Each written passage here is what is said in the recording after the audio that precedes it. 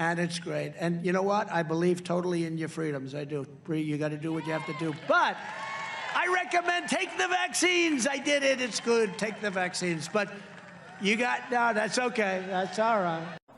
Hello, everyone. That clip was from a few months ago when Trump got booed at an event where he urged his supporters to get vaccinated. Just in case you thought it was a fluke, it happened again recently, as you can see from this clip. The President and I are vaxxed, and did you get the booster? Yes. I got it too. Okay, so... Don't. No. That's all right. There's a very tiny group over there. Links about these particular incidents, as you can see from a prior video, which is linked in the description.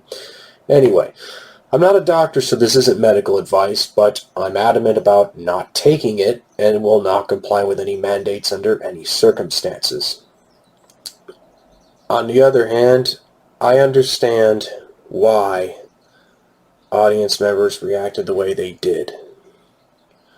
Many of them have been pressured and bullied by their friends or family members, if they're students, their school, and perhaps they're even by their employer.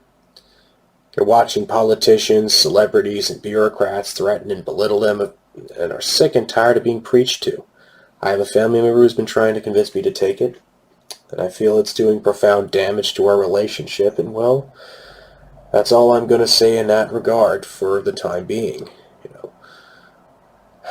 On the other hand, as president, now former president and possible 2024 presidential candidate, Trump has given no indication that he intends to force people to take the shot, and I think Trump actually believes that it's safe and effective. How can I expect the vaccinated to respect my decision if I do not in turn respect theirs? If we make this a partisan tribal conflict between the vaccinated and the unvaccinated, we're going to lose this fight. I have no quarrel with people that have decided to take the shot, yet honor my decision not to and see no reason to. They made the decision that they believe is right for them, and I made the decision I believe is right for me, and that's what this great country is all about. The ability to live your own life and make your own decisions as you personally see fit. We may not always understand or agree with the decisions others make, and the decisions others make may not always be for the best, but in either case, it's still their decision to make. The good thing about these incidents is that it debunks the commonly held myth that most Trump supporters are a cult of followers that blindly obey and believe everything Trump says, while every political leader, regardless of party, has a segment of their base that's like that, some perhaps more than others. Candidates like Trump that run on a populist, anti-establishment platform often have bases that are harder to pigeonhole. My own thoughts in regard to Trump are rather mixed, if I'm going to be honest. I don't like the fact that he supports things like stop and frisk and the bump stock ban, which violate the Fourth and Second Amendments respectively. And I wish he would have fired Fauci when it became clear how duplicitous and corrupt he is. And while he was correct to reject hashtag defund the police, he also missed a huge opportunity to pass some meaningful criminal justice and police reforms. The Middle East peace deals that happened under Trump's administration were a surprise to me, but a very welcome one, and the same goes for him not starting any new wars. His foreign policy is not,